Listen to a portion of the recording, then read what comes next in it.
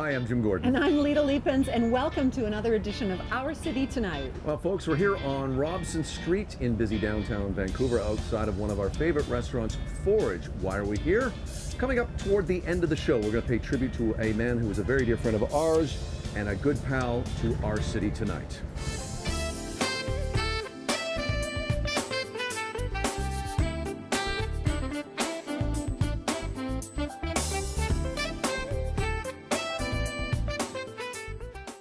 This edition of On the Town is brought to you by Genesis Lower Mainland, a new kind of all-inclusive luxury experience with two great locations in Richmond and Vancouver.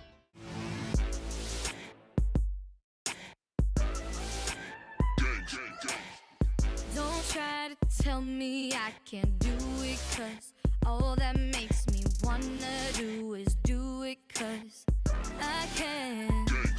Well, we're back here at Park at D6 Lounge, and what you're watching right now is Because I'm a Girl music video by Victoria Anthony. And for those of you that watch our show, you might recognize that beautiful lady at the end, Natalie Bolt of Riverdale, but she also is a director, producer, multi-talented woman. We've had her on the show before. But why we have you in front of us here is you directed Victoria Anthony's music video that has already had 1 million hits in a very, very short time. Now, how did that come about? I'm going to direct that at Natalie. Well, I have to ask Victoria how that came about exactly.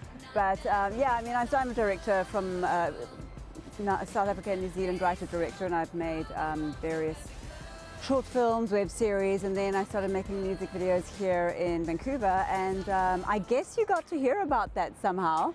And yeah, I got a call from Victoria and her team saying, can you jump in? And we had a very short amount of time to put the concept together, which was, you know, was already a speedy project for sure. Yeah, Vic had come up with some great ideas, and we developed them, shot them with a team of amazing dancers, and my husband actually, who's a VFX specialist, edited it and put it all together. Talented. Yeah. So all in the family. Sounds great. Now, how did you find Natalie? So I was talking to our executive producer, Keon Slowly from Left Side Productions, and I told him I really wanted a female director, and he told me that Nat was a director, and I saw some of her work, and I was like, oh my gosh, she's so talented. And I just knew that she had to be the director because I just really thought it was important to tell the story from a female's perspective and to use this, the making of this video to empower women. Mm-hmm. Well, it certainly is empowering. It's an amazing video. I know that I'm hoping that there's going to be a lot of collab with both of you in the future. Your new album is going to be dropping in spring. Next year. Next year, yes. Very exciting. And your mom was sharing that you're writing songs daily now. You just wrote one this morning. That's pretty exciting. So what do you see working together? What was one of the most important elements of working together? Yeah, I mean, I think with the way the world is shifting at the moment, you know, I was just speaking this morning with women in film and television, and they've got an objective to make it 50-50 by 2020. So 50-50 male and female directors, and yeah, so I've just been on the Warner Brothers Directors Program, and we'll be directing an episode of Riverdale coming up. Wonderful. That's amazing. Yeah, and that's the kind of initiative, you know, that I think is really, it's real, it's happening, it's global, and you know, Victoria's song, just by its title, implies that, and by the whole process of it, made it all happen. And so yeah, we're empowering women, and we're going forward with gender parity, you know? Yeah, and I learned so much from Nat during the process of working together, and she's so talented, and I look up to her because she just knows so much and just teaches. She taught me like so much about music video creating and stuff like that. And likewise, here's a power woman, you know, going for it, never stopping.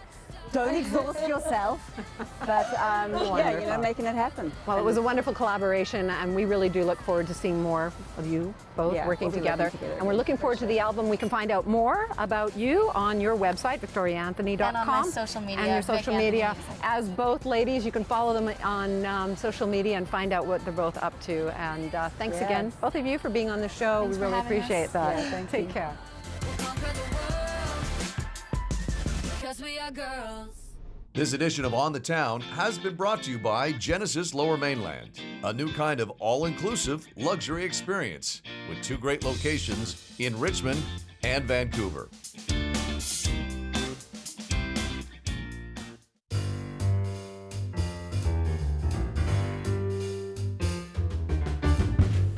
Well, it wouldn't be a summer for Our City Tonight TV without meeting up with the actors from The Young and the Restless. It is Canada's #1 daytime drama, of course, #1 in the States, wins a whole bunch of Emmys. Kate Linder, one of the actresses from the show, brings up some of her actor friends in the show every year to put on a big charity event, and all the proceeds go to the Canucks for Kids Fund. Let's go see what the actors had to say again. This is our 8th year here, I'm happy to say. Here are the actors from The Young and the Restless.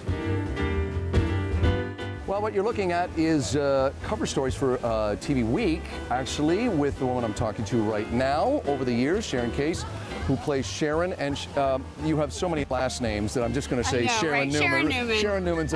That's what we do now. That's right. We're just back to that. That's just going to stay, I think. For our viewers who live in the Vancouver area, I got to tell you, Sharon, the first time I interviewed you was one of the first times I've ever interviewed anybody from the YNR. Was 20 years ago at Planet Hollywood, 20 folks. years ago was the last 20 years. time I was here Yeah. with you and working with this charity. Boy, talk about a 90s thing, Planet Hollywood. Anyway, congratulations on all the years you've been on the show. It's a real testament to you as an actress and the character. Talk about playing Sharon for, over 2 decades and how challenging it could probably at times to just keep fresh and new. It is. It's really challenging and it's really unique. There's no other acting job an actor would get in their career that would be quite like this, where you're playing a character for 20, 25, and 40 years. They don't teach you that in acting school, so you kind of have to figure it out as you go along. But the great thing about it is I've gotten to do so many different kinds of storylines, and I've had so many great castmates. I've done, comedies and dramas. Obviously, I've done a lot of stunt work over the years. They've just written everything for me by now, and it was a lot of fun. It was a great experience, and what I really like about it also is your character grows and changes over the years. It's not like Sharon Newman is still her. Yeah. She's the grown-up, and matured version of herself, and there's just no other genre where you can see that happen. Yeah, you don't get as an actress. I mean, you started as almost like a high school kid. I did. Now you're the mother of, I want to say 2? I don't know how many children I have anymore. I can't count. We're going to say safely 2, conservatively 2. No, I have 3. Three, sorry, okay. But yeah, that's a challenge. And not to mention that I always talk to actors that do what you do and say, the pace in which you do your craft on a show like this is pretty intense. Yeah, You're not shooting 2 pages a day like movies do. Oh no, Mark and I had 10 or 15 scenes in a row last night that were really difficult. They were very wordy. They were several pages each scene. Especially Mark, thankfully not me, went on and on and on. He has so much dialogue. He's amazing. But yeah, that's crazy that we do that in a day. That wasn't all we did that day. Mark and I had a 5-scene set earlier in the morning. So it's a lot, but we like that. We get used to moving at that pace, and now I can't imagine shooting 2 pages a day. I would go crazy probably. I can't imagine you guys being awake because two pages would be like, I want to be moving. Yeah, we need to move.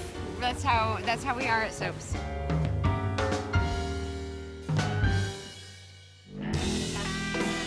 Okay, we're joined now by the newest cast member. Yes. Mark, you play Adam. I was joking earlier, probably going to get booed, actually, when people see you, but that means you're doing your job. Talk about stepping into a role as an actor when other people have played it. That's a tough thing. You're doing a great job, by the way. Oh, As a fan of the show. But you're stepping into a role that people will have, conceived notions about. Yeah. And talk about what you had to do to prep for that. Yeah, I mean, obviously I'm the 4th guy that's done that role, so I had looked at the other guys' work, and it was just a lot because each person that has played that role brings something different to it. So, I looked at it and it kind of gives you a blueprint, and then all the research that I did on it. So, but I think at the end of the day, you just got to go in there and you got to put your own stamp on it, But it's tough because there's big shoes to fill, that's for sure. Yeah, and a big show, but I've always heard from actors I've talked to, like yourself, that have come in where they've said, the warmth that they're walking into from other actors been on the show is really good. I guess what's really good for you too, I would think, as an actor, is because the character was off the show for a while, there's other backstories and other storylines that can develop for you to sink your teeth into that the other actors didn't get, Yeah, I mean, they wrote Josh Griffith, our executive producer, one of the executive producers and the writer, because he hasn't been, I mean, I think it's been about 3 years since we saw Adam last, and then, you know, the whole storyline about being in Vegas and the amnesia. So, it was great. And then, like you were saying, I mean, the cast has been amazing, and everybody is so warm and welcoming, and it just feels like a family, you know, and everybody's coming together as a team, and they've been great, and I'm really lucky to be on a wonderful show like The Young and the Restless. So. Good to get and playing a bad guy. So, but hey, listen, your first time in Vancouver, so welcome and enjoy your time here. Thank you so much. Thank you, Mark. Appreciate it. Pleasure. Thank you so much.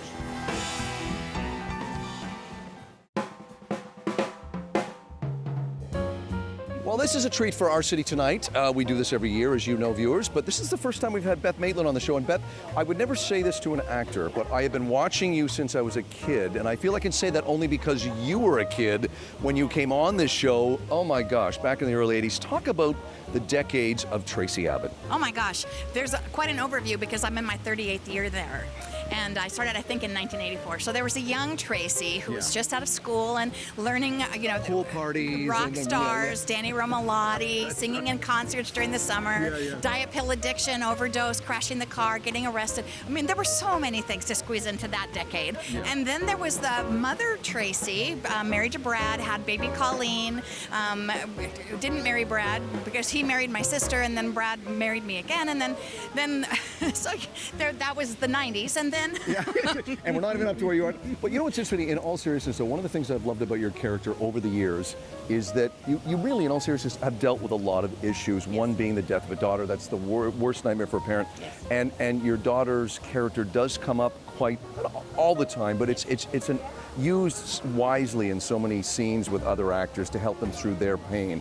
I think that your character has been a real inspiration to young women over the years. Talk a bit about that if you could. I hope so. And I have also aged into a point where I feel like I fill a little niche in, we are missing Catherine Chancellor so much. Jeannie Cooper. Right, yes. And we need, everybody needs an auntie, a shoulder to cry on, someone to listen. And that, I also sort of represent every woman. I am not the typical, beautiful ingenue or whatever. I'm a real person. I'm a real person you can trust and talk to, and both Beth and Tracy. And so I think our Tracy has really represents a voice that is often not heard or not listened to, and it's my pleasure to do that. I know you can't talk about anything that's happening because you shoot weeks and weeks in advance, and the executive producer would kill you if you said anything, but I'm hoping there's some good stuff romantically coming up for you. I don't know if that's true. We'll have to wait and see. Because, and I think if you watched last week, I don't know if this will be today, but if you watched last week, Tracy tells Kane that they have to just be friends. And I think it's a really interesting, maybe that will morph into something, maybe they will continue, who knows?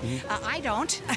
So, but what I do know is it also was the perfect opportunity to say, but I do know that I am deserving of affection, attention.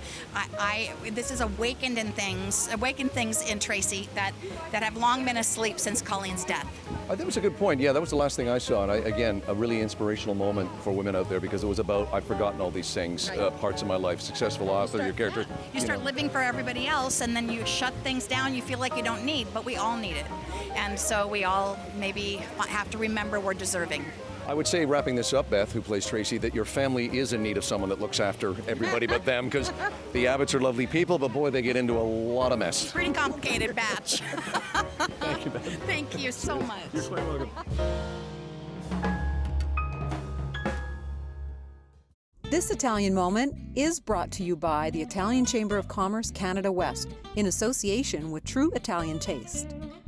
It's another Italian moment sponsored by the Italian Chamber of Commerce, Canada West. I'm with a woman who has one of the coolest names I have ever heard, Annika Verweken, which is Verweken, which is a Belgian name? Yes, Okay. I'm from Flanders. Very nice. And there's one town where everybody's called Verweken, and then outside of that, you never find it. That is such a cool name. You should be doing radio and or television with a name like that. Okay, all right, we've got a lot of food to talk about, a lot of authentic Italian food, which we've been really stressing on our show to our viewers, is to seek out authentic Italian food. Let's talk about what you are doing here today and what food you're bringing to the masses. Well, what we have here is a lot of salume, which is sliced meats. Like we have the prosciutto, which we have wrapped around melon, and then we have a variety of other authentic Italian salume, which are being sampled here, and you can sample them. And one of the coolest things is that we have the hand slicer for the Parma ham. Oh, that's great. It is absolutely beautiful to see in action. Maybe actually, can we see how the machine works? So there's no electricity involved in this one. He just turns it and it slices it like that. So it's an ecological solution, but also really elegant and very, very beautiful. And looks rather exhausting too. I don't think I'd be doing that too long, but so How's good on your arm guy. feeling? Yeah? Is it very heavy? No. No, I didn't. I think it's really, really ergonomical and beautiful to look at as well. What a great motorcycle behind us. Can you give us a little bit of the history, the beautiful design? Absolutely. We're really happy to have Alberto Pacheco. He's a local rider, local designer, straight from Italy. To design something so beautiful, we're very privileged to have him. It was just by chance how we ran into Alberto. In fact, Alberto was stuck on the side of the road with a flat tire, and my business partner stopped by to help him out. And then he said, hey, I design cars, and we were looking for a designer, and serendipity, it was perfect. A quick description that sets your motorcycle apart. We aim to give riders that one extra second. But more importantly, we're here to cause a paradigm shift in the motorcycle industry. When you talk motorcycles, right away people think they're unsafe, and we hope to change that. Okay, so what are you doing to change that? We are adding a number of sensors on this bike to make the rider aware of their surroundings. Also, we have created this motorcycle that has a transforming ergonomic package that has the motorcycle transform based on what your riding needs. So if you want to ride sport, it's in sport mode. And if you want to ride more of an upright bike, the handlebars, the seat, and the foot pegs move to allow you to ride in that position. So anywhere you go in the city or out in the canyon, the bike will transform to suit your needs. Well, that sounds exciting. Where can people find a little bit more about your bike? You can go to our website, davidmotorcycles.com, and we're a local company. We're just behind Falls Creek, and love to hear from you. Thanks for spending time with us Thank today. you very much. This Italian Moment was brought to you by the Italian Chamber of Commerce Canada West in association with True Italian Taste. I love the lights. Yeah, they really look good. I mean, it's a nice accent to what will be the focal point of the room with this fireplace here. Just with the wallpaper on either side and that tiling going in with the chevron ombre all the way up to the top, it really pulls your eyes up and makes this space feel a lot bigger. You know, the space was so dark when we came around that first day, and even before it's finished, it's already so bright in here. Well, that was a little sneak peek of the new kid on the block for this fantastic show. So, Catherine, you're the new one on the block. You've had to come in and work with these two guys that have already had a whole season under their belt. What was that like?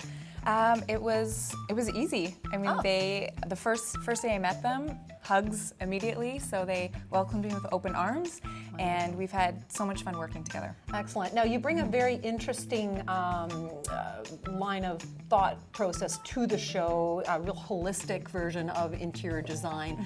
I love what you guys are doing in the show anyways, just, keeping people in Vancouver. I think that's the concept instead of everybody moving out to all the different areas.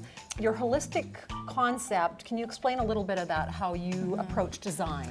I think it's really important to not just make a space beautiful, but make it functional as well. So understanding how families use a space, an example is watching how they bring groceries in from the garage, where they land first, where they need to put things.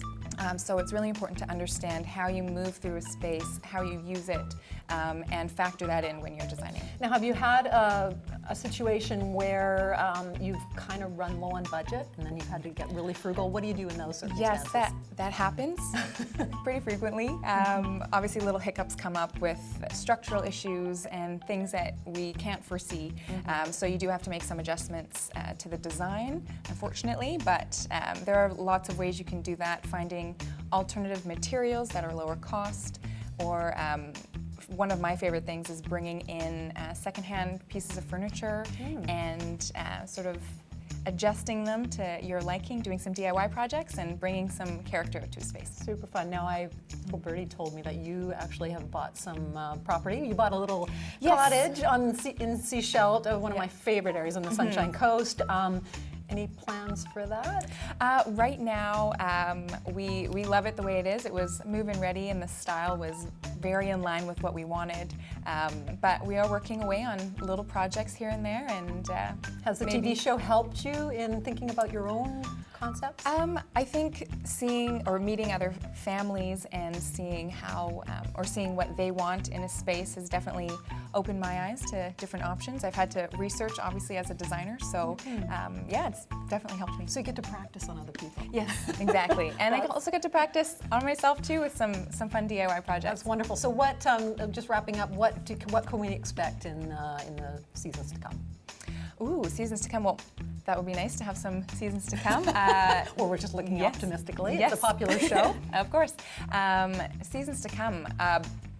Bigger projects, hopefully, more projects, and a lot of fun with the guys and me. Excellent. Yeah. Well, thanks for spending time with us today. Thanks for having me.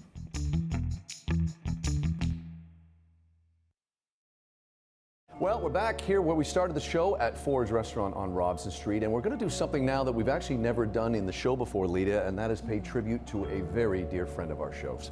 Yes, the grandfather of BC wine, Harry McWaters, has left us, and we're very bereft, and we decided to gather some friends together just to do a tribute to this great man. Everybody's got some great stories, yeah. Yeah, so we're going to start with Margot. Margot, you worked with the whole family. We'd love to hear what your thoughts are. Yes, I remember the first time I met Harry McWaters. I was on a licensee tour, new to British Columbia and new to the BC wine industry, and it was a fantastic tour that we took, and we ended up at Sumac Ridge and See You Later Ranch for a barbecue, and I remember Harry McWaters coming and sitting at the table with us, and I just was a little starstruck. He was very kind and generous with all of my questions, and I had many, and I really appreciated that. Over the years, we've had many great conversations about British Columbia wine. Very nice. And Leanne, like many people, you have known Harry or knew Harry a very long time. Talk about your experience professionally with him and personally. Well, personally, you know, over the years, I really got to know him as the person. Everyone knew him for all of his accomplishments, but there was a person behind all of that, making all that happen. And I think, you know, as people have talked about, he made everybody feel welcome, no matter their station in life.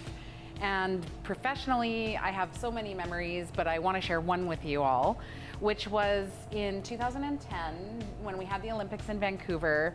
We were privy to some pretty excellent parties, and one of them was the first gold medal party when Alexandre Bilodeau won his gold medal.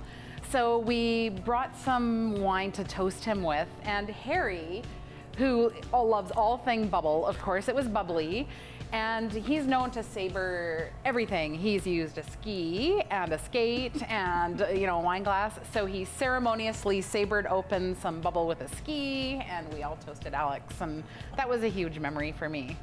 Very nice. And Harry, of course, you've known or knew Harry McWaters very well. Let's talk about what comes to mind first for you.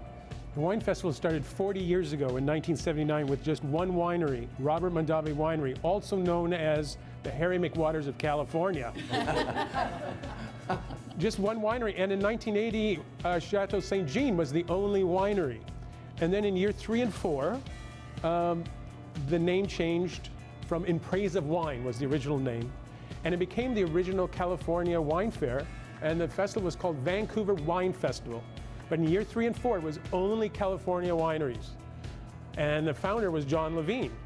And Harry McWaters was going to have none of this. You're not going to have a Vancouver Wine Festival and not have BC wineries. So in year 5 at the Vancouver Wine Festival, not only were there wineries from Oregon and Washington, along with a strong contingent of California, but there it is. I checked the program. Sumac Ridge and a handful of wineries were there. And you know what? I don't think Harry politely knocked on the door. I think sometimes he is known, you know, if he has to bust the door open to get what he wants. And then since then, BC was the theme in 2009, right before the Olympics. And in 2017, we had 80 wineries from across Canada in Canada's birthday year. And Harry McWaters won the Spirited Industry Professional Award. It's a Lifetime Achievement Award. And everyone is saying it's the only time that he was speechless. Although he did say a profound sentence. I've got to find out what he said. He was just so thankful to be able honored in front of all of the Canadian wine industry. And the Wine Festival wouldn't be where it is today and where BC wineries are at an international show without Harry McWaters. Wonderful. Well, thank you, Harry. I know you've spent a lot of time with him, as all these ladies as well. You were with 20 years as his publicist, and he's touched all of us very deeply. I have to say, Jim and I, his wine was our first sponsor for our TV show, and he really is, him and his beautiful daughter, Krista Lee, got us started. And our show would not have made it, I don't think, without our wine sponsor. No. And you're probably wondering that we've got some chips here to go with the bubble, and that's a tribute to his wonderful daughter, Krista Lee, who was on our show for 2 years. Every episode, Harry, of course, would appear as well, but we used to tease her all the time because she would say, I love this and this with this wine, but I love chips. And all her gourmet pairing usually included chips. So absolutely want to say thank you to the whole family. We will miss Harry terribly, as all of us sitting here. And Jim, you have the last word? Just that I think when you live life, you want to leave something behind, and he certainly did, and we're enjoying it right now. So we will say a tribute to Harry, Krista Lee, and the family, and thank him for everything he did, and we wish the family luck going forward, and we'll say cheers to you, and we'll see you next time on Our City Tonight.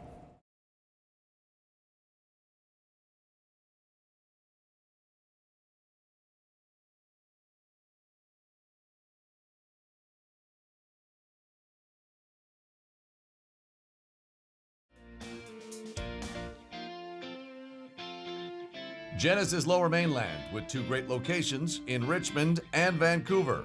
Test drive, purchase, maintenance. They come to you. Some of my summer clothing provided by Emile Clothing Company, located in Yaletown, Vancouver, and online. Additional clothing for Lita provided by Blushing Boutique, also located in downtown Vancouver.